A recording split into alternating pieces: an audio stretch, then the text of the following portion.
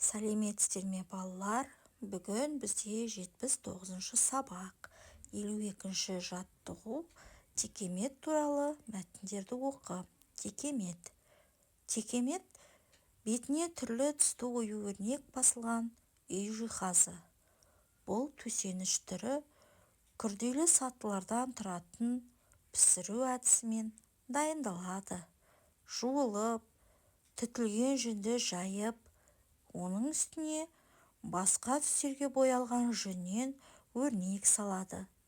Содан кейін оны сулап, пісіріп, бастыруға кіріседі. Текемет басу ұрпақтан ұрпаққа жалғасып келе жатқан дәстүр. Мәтін бейнелеу өнері кітабынан алынған. Екінші мәтін өлең түрінде берілген екен. Текемет.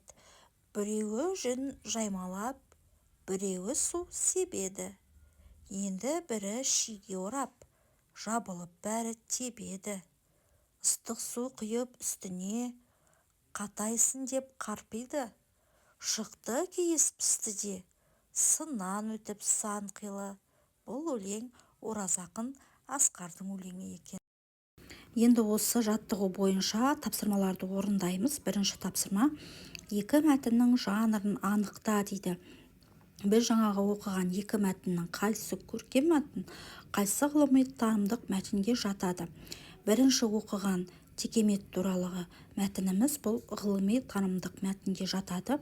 Себебі онда текемет туралы негізгі ой анық жеткізілген. Сондықтан да ғылыми танымдық мәтінге жатады. Ал екінші өлең түріндегі мәтініміз ол көркем мәтінге жатады. Олардың ұқсастығы мен айырмашылығын тап. Текемет қай мәтінде нақты, қай мәтінде бейнелі сипатталған? Бұл екі мәтіннің ұқсастығы, екеуінде де негізгі ой текемет туралы сипатталған. Текемет ғылыми танымдық мәтінде нақты сипатталған, ал көркем мәтінде бейнелі сипатталған. 53-ші жаттығу. Оқы. Түбір сөздерді тәуелденген сөздермен салыстыр.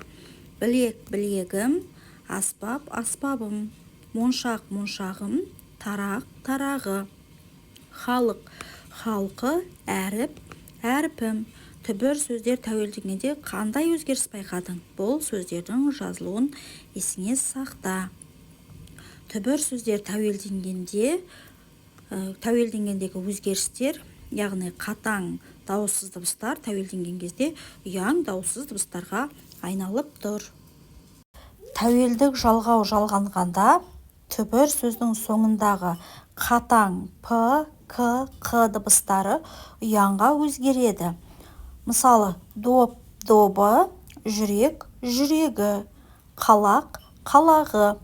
Тәуелдік жалғау жалғанғанда кейбір түбір сөздердің жазылуы өзгереді.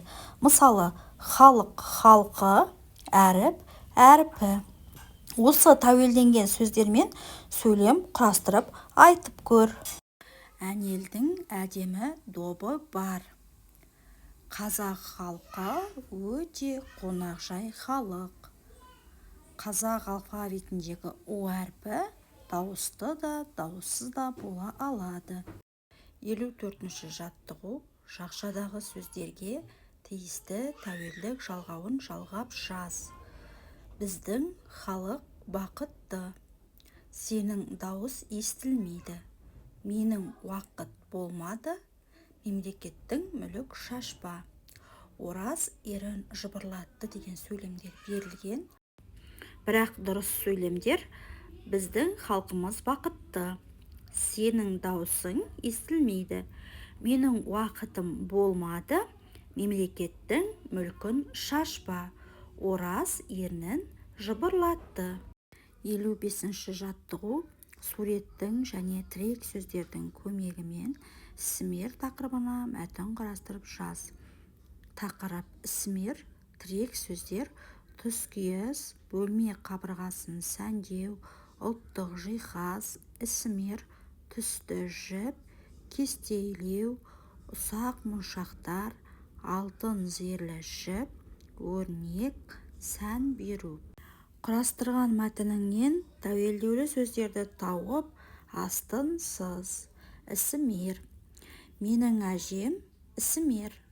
Анам екеуі пердені түсті жіптермен, ұсақ моншақтармен кестелеп сәндеді. Біздің үйіміз ұлттық жиһаздарға толы. Тұскиіз алтын зерлі жіптермен өрнектелгендіктен үйге ерекше сән беріп тұр. Бұл мәтіндегі асты қызылмен сызылған сөйлемдер тәуелдеулі зат есімдер. Балалар, осымен біздің бүгінгі сабағымыз аяқталды. Видеоға лайк басып, міндетті түрде каналға тіркеліп қоюды ұмытпаңыздар. Келесі сабақтарда кездескенше сау болыңыздар.